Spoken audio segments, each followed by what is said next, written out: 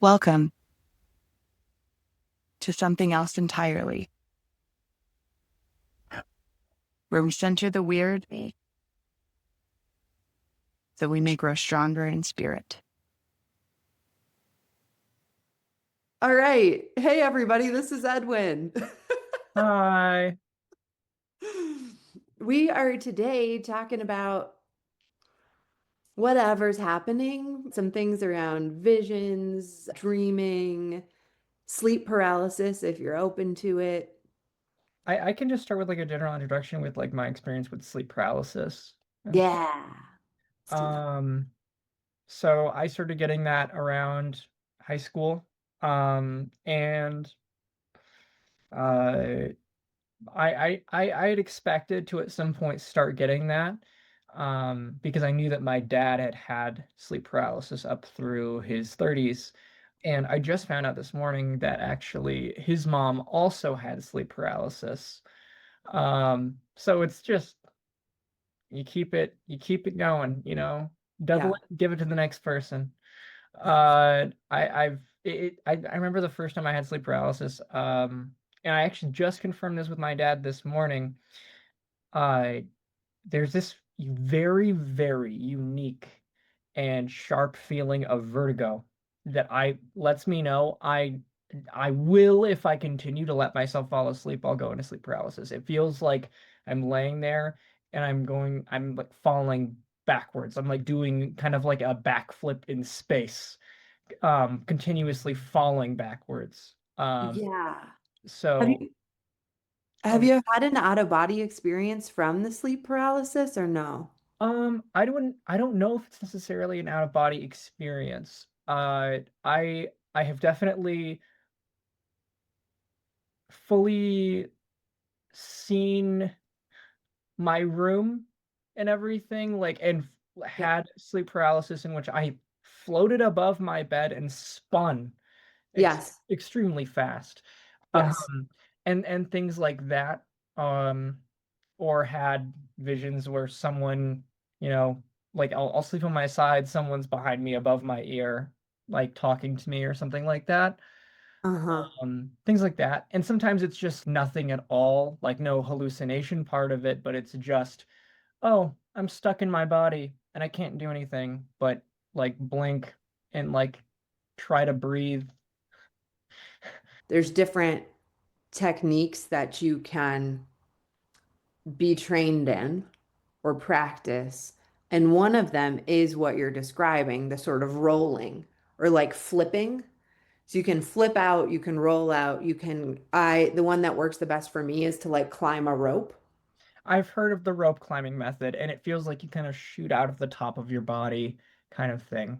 And I also want to say calling it a hallucination is not fair to you because it has these pathologizing, like you're hallucinating. I don't think you are hallucinating. Your point of consciousness is just shifting from where everyone believes it has to be inside your body to a different place where you can now see your room.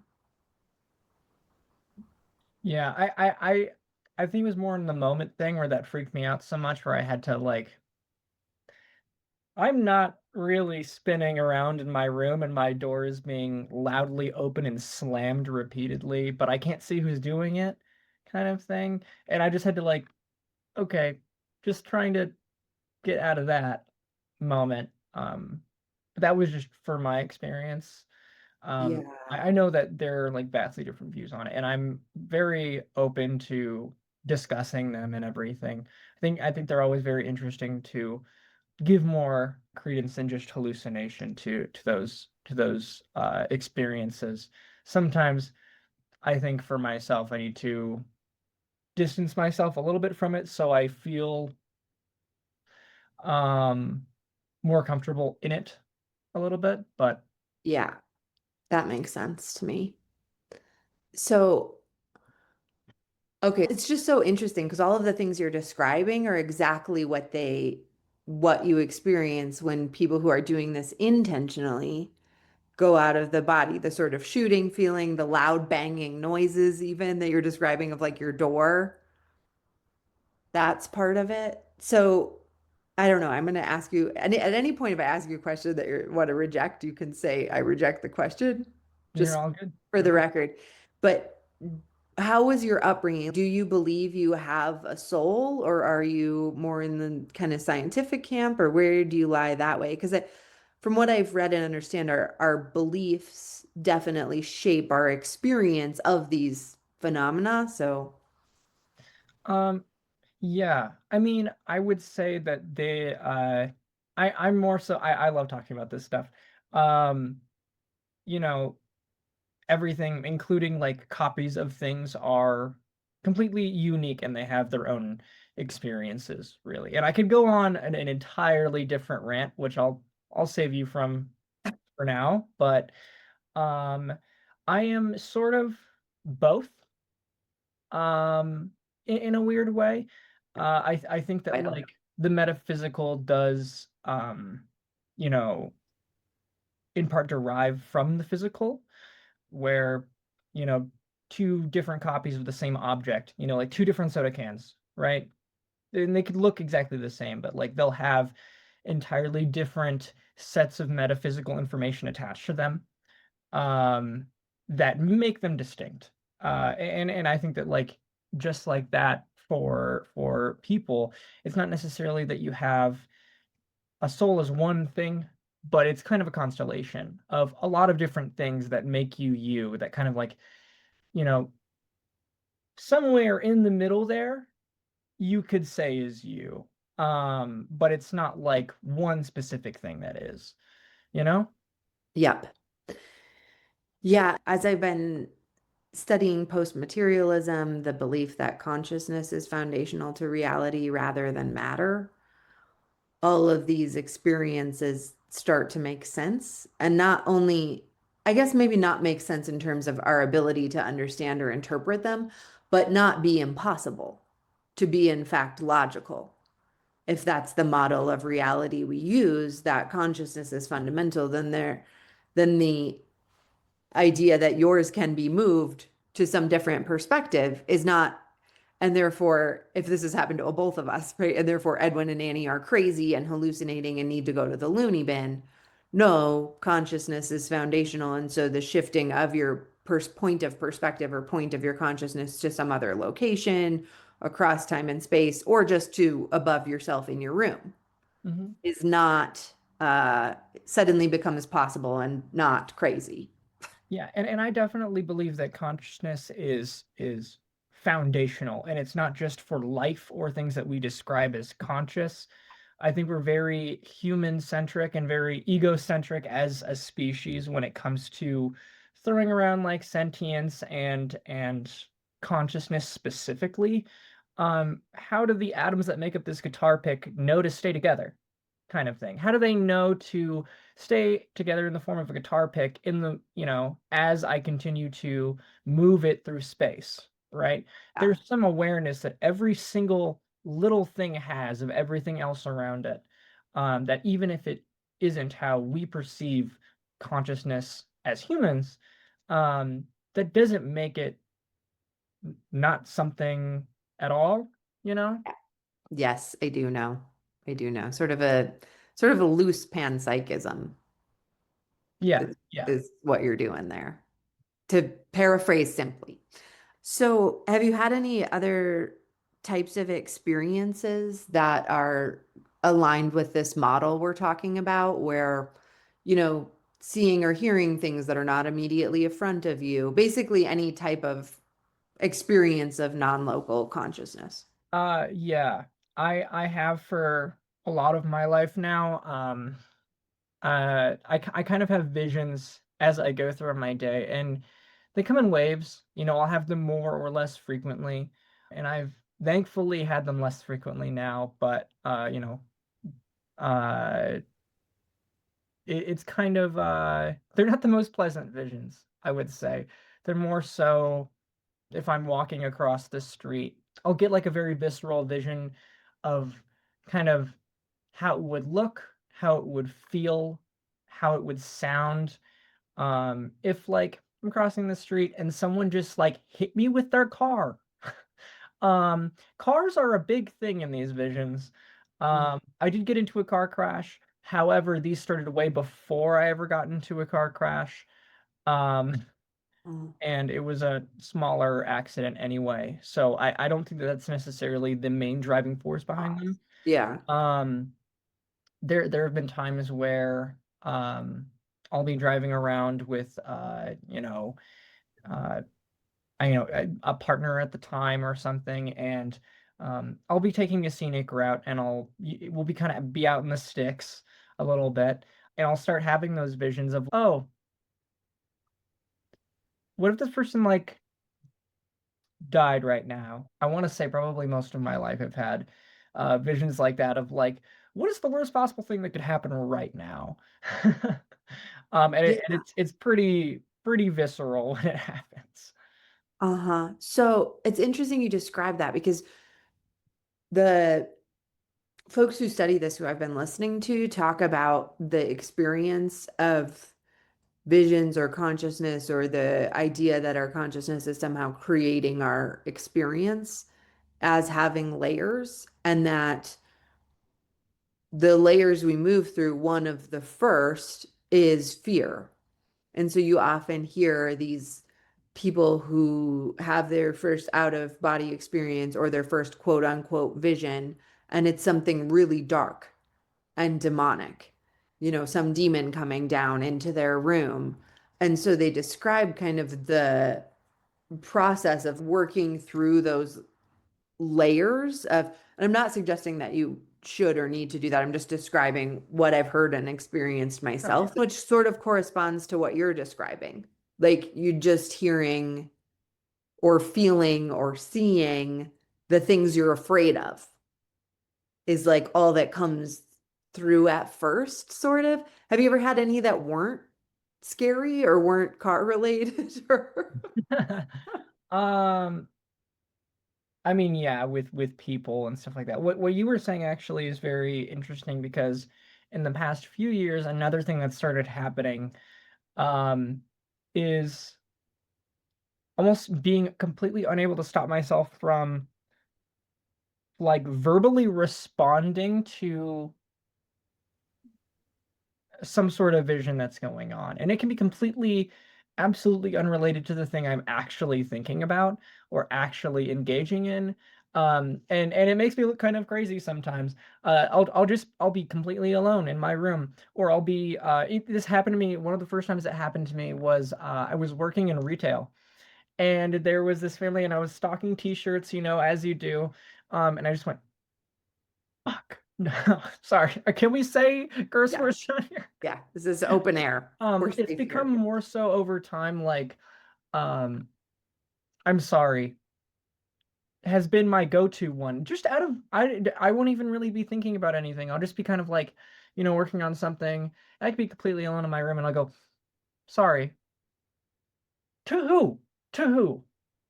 I don't know, but um it's just interesting that you bring that up because that's been something that has become much more frequent in the past few years for me. I have had visions. It's really hard to not have them when I'm really excited about something before I go to bed. Specifically, it's always right before I go to bed. Something Because that liminal state is important.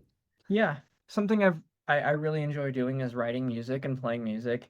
And sometimes when I'm really um invested, or I spend a long time working on a song and I'm going to bed, I will just, with my eyes closed, um I can't stop hearing it, and I can't stop like um seeing myself like playing those songs at like a local venue that I've been to or something like that. Even if it's like a really small place, you know what I mean? But like viscerally, hearing and seeing what would happen. And I think that that's, more of a happy thing for me. Yeah. Um, Sometimes, it doesn't always end great, not as in like everything goes wrong, but it'll prevent me from actually going to sleep because I'm too excited about it, and I'm like, I have to go work on this song. Yeah. And so I'll just like, well, okay, I gotta get out of bed. I gotta go work on it. I'm gonna continue to work on it until I'm tired again. Um, but yeah, That's, I I- think, yeah, I think that's more of a positive example for me. yeah. I want to speak to the thing you said about, which is maybe inconsequential to you, but the thing you said about even if it's a small place, right? You're talking about kind of some of what we are learning is if my mind is a radio receiver rather than a transmitter, then I am able to kind of tap into different experiences or choose different things, or sometimes it's just my own subconscious bubbling up. But what I've come to believe from my own experiences and understanding of this is that if we are all a tiny spark of a whole field of consciousness, then I believe there is a reality where, like the way forests do it, I call it ecosystem consciousness, right? Yeah. Every tree in the forest isn't trying to be the biggest tree with the most leaves, getting the most sunlight and the most water and having the biggest root system, because then the whole forest will die if Mhm. every tree tries to do that. And that kind of feels like what humans have gotten twisted. Like everybody's trying to be the most biggest thing and have the biggest following or the most money or the most whatever it is that is resources. And I believe there's a reality where we all just focus on our own alignment of what our soul came here to do. And if your case, that's like playing music, and then we do it at this small ecosystem level of these small venues, this small kind of thing. And then it can kind of come back to some sort of state of health that's healthier for the entire organism of the collective conscious. Am I making sense? I've never No, actually tried to I do articulate think you're that making sense. before. Well, the way that trees do, keep the whole forest alive and kind of, realize that, they don't have to be the biggest tree, because if um if the whole forest dies except for that one tree and it just has all the resources, right, you're not even going to be able to get them. Because what trees do is through mycelium networks, I'm sure you know, send each other resources and stuff like that.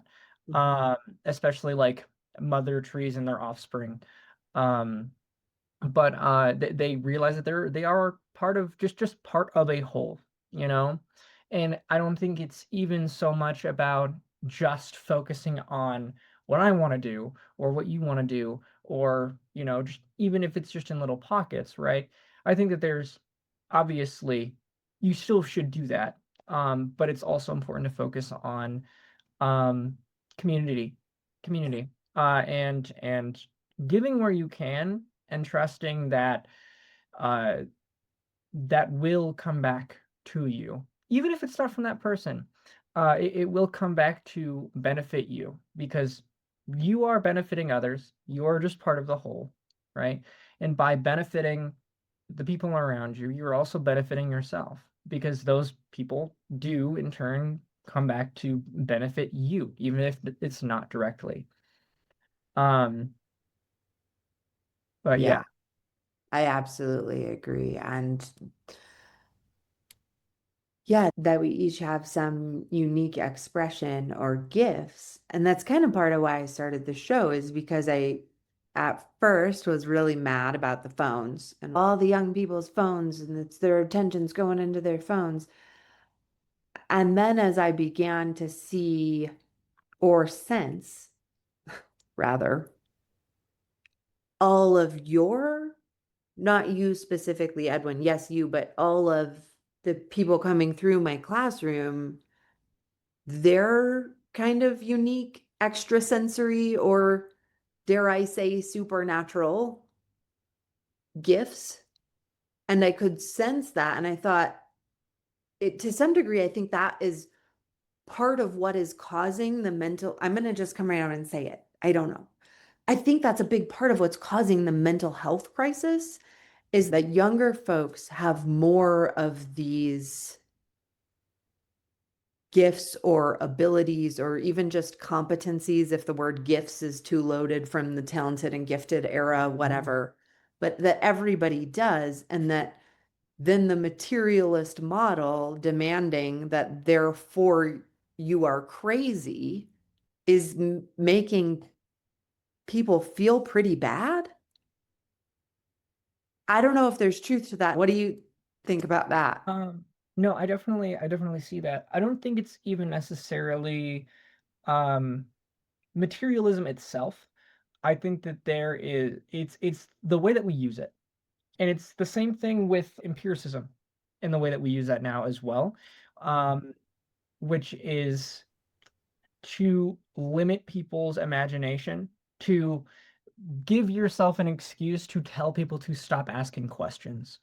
Um, because once, some of the greatest discoveries we've had have been intentionally asking questions that we don't even necessarily believe, coming out with some wildly different theory about Galileo. His original argument for heliocentrism was not really that good. It wasn't really it was just like, what if? What if, if you're on a boat and you started throwing an apple and catching it, right? That's a relative motion, but if you look at, complete motion, it would look different, if you tracked that motion as you're in the boat throwing the apple. And it's like that wasn't even necessarily a really good argument, but he was intentionally asking questions to challenge the way that people thought. And now we realize that was actually true, even if he didn't even really fully um uh feel so committed to that in his argumentation at the time. I think that materialism is often used, and empiricism is often used selectively today, and that's because of capitalism. People want you to live in fear of your own life at all times, at least to a certain degree. Because if you weren't, then you would have no reason to go to work. You would have Yes. no reason You to knew, go make other people money. yes, if you knew the truth of your soul and that your soul is untouchable, right? If you really knew that in a deep way, you'd be impossible to control. If you really did believe that everything was going to be okay, you wouldn't go to work anymore. Yeah. Or if you did, it would be for something meaningful and not for money. I mean, if we work, um, yeah, I like that you brought this up because it was a thought exercise that has happened in class a few times around, okay, if you could have your own dream reality. And I was heartbroken because I would say over half couldn't even imagine, maybe period, and definitely imagine a better world without these systems of oppression. They couldn't even imagine it. And Mhm. I thought, but everything that exists began as somebody's imagination. It's part of this, what you're describing of our lack of or loss of capacity to imagine. And that is such a critical skill for the future of human evolution. Because Yeah. that's where all our power is, in our imaginations. And then they're just shut down, whether it's by the phones, capitalism, whatever the system of fear is, you It's know? all connected. Yeah, But yeah, no, I agree with you. And I think that uh that is in part intentional, because whatever those systems of power are there to maintain themselves and play king of the hill, which is to, remain at the top and push everyone else down. And so when you start bringing your new ideas or imaginations for a better future, whatever that better future is, isn't the one that supports whoever is the king of the hill at the moment, you know? And right. of course, they will come up with any way, shape, or form to say, stop asking those questions. Capitalism is human nature, even though it's only been around for a couple hundred years. Forget about like the rest of human history where we didn't really, live like that. Yes. Stop imagining what could be, what other systems could also work. you know? Yes. Yeah, there's one specific story I'm really trying to pull out of you, Edwin, Yeah. if you're comfortable telling it. The one of the verse Yes, I was that gonna you bring that up heard. because you kept on saying gifts. It was near the end of last year while I was taking your class. Um, uh, Don't worry, I I had won't let that go to my head. I had a dream, and it didn't even feel really like a dream because it's like nothing was happening. I was in this like blank space. Everything was green, and there was this large blue lettering that just said Corinthians 12. And I just heard this like robotic voice almost that was just repeating in my ear, like Corinthians 12, Corinthians 12, Corinthians 12. That was the dream, which is so strange. I'm not a religious person. I've never like even my family didn't even really raise me religious. We would go to Buddhist sanghas when I was a kid. We'd go to like non-denominational spiritual centers. I had other family members that were more religious, and maybe I'd go to church with them. But I've never read the Bible, you know. I can pull Matthew 19:24 out at any point because I love that. It's my favorite line. Um, but Corinthians 12, and it turns out I was like, that's so weird. I tried to do a little bit of my own research on it. I ended up calling my grandmother because she's a Christian, and she ended up telling me it was about spiritual gifts and how everyone has and is given different spiritual gifts, and it is your job to go out and use them. Um, and if everyone goes out and uses their individual gifts, right, for the betterment of themselves and each other, right, that's how it's supposed to work, is that you're supposed to go use the thing you are given, and you're not meant to ignore it. You know, that is the unnatural thing, is to have to ignore it. Yes. Wow, what a beautiful story. Thought it makes sense if we pause here and I'll actually read an excerpt from 1 Corinthians 12, which is the verse that appeared to Edwin in their dream. I did not predict that I would be reading Bible verses into the internet, but here we go. Now, about the gifts of the Spirit, brothers and sisters, I do not want you to be uninformed. There are different kinds of gifts, but the same Spirit distributes them. There are different kinds of service, but the same Lord.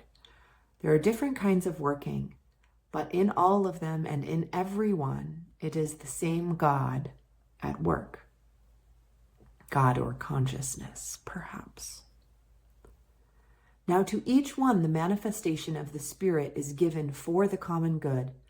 To one there is given the Spirit a message of wisdom, to another a message of knowledge by means of the same Spirit, to another faith by the same Spirit, to another gifts of healing by that one Spirit, to another miraculous powers, to another prophecy, to another distinguishing between spirits, to another speaking in different kinds of tongues, and to still another the interpretation. All these are the work of one and the same Spirit, distributes them to each one just as determined. And it goes on to speak about how we are all parts of one body. And if the whole body were an eye, where would the sense of hearing be? And I think this beautifully gets at this idea of all parts of the same whole.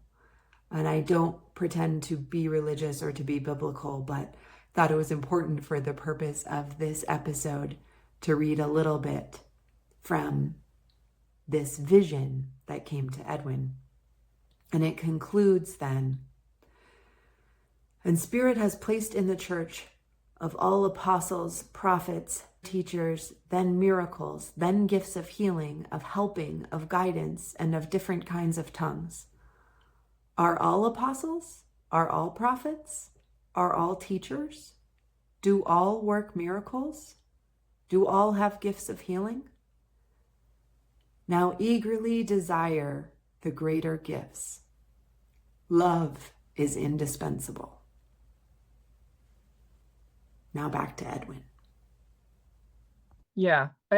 I think it wasn't even that things led up to that as much as things started happening afterwards. It was after that, around Halloween, when I got a birth chart reading, which, I've never really gotten like a dedicated birth chart reading. Like I've seen that stuff, I've engaged with it, but what they ended up saying was there's a lot of stuff in my chart that, it has to do with communication, and that if you do something with being able to communicate anything, just generally, communicate in general, you will do exceptionally well with that, which was interesting to hear after having a weird dream about a Bible verse that I didn't even know existed that happened to be about spiritual gifts. Yes. And the meaning we make out of these experiences matters, and speaking them so that other people, I want to thank you also for speaking it so that other people can hear it and also begin to understand that it is not only okay, but important to create the meaning out of these experiences rather than stuff them down, never talk about them, Exactly. be scared somebody will think you're crazy if you say, you know, uh, Yeah. it's so important that particularly the amount of the younger generation that I see having this stuff happening. I'm just like, come on, guys, if we all talk about it, I believe there has to be something good that can come of that, you know? That is like a way of breathing life into the world that we live in. That it is a form of imbuing things with meaning, is by interacting with them. But it's a matter of whether or not you recognize it. You know, anything in this life can be art, you know, a moment can be art, a moment in time. But it's whether or not you're willing to say that. And are we willing to say that? To take the time to imbue our lives with meaning and to cultivate our spiritual gifts that are given to each of us, that they may be used for the common good.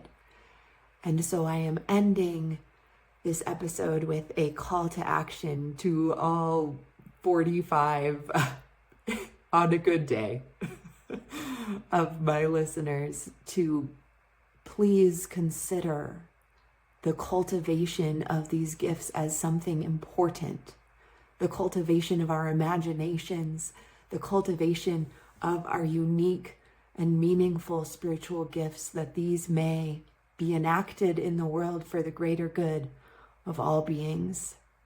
Hey, 45 is still, you could fill a room with that. Exactly.